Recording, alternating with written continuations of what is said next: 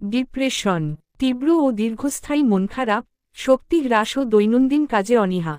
Depression, নীরব যন্ত্রণা ও সমাধানের পথ। ডিপ্রেশন বা বিষণ্ণতা একটি গুরুতর মানসিক স্বাস্থ্য সমস্যা, যা শুধু মনের উপর নয়, শারীরিক স্বাস্থ্যকেও প্রভাবিত করে। এটি সাধারণ দুঃখ বা খারাপ লাগার থেকে অনেক গভীর।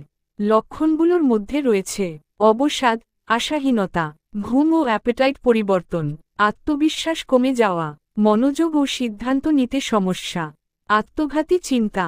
কারণ genetic, hormonal imbalance, trauma, stress বা দীর্ঘস্থায়ী রোগ ডিপ্রেশন ট্রিগার করতে পারে।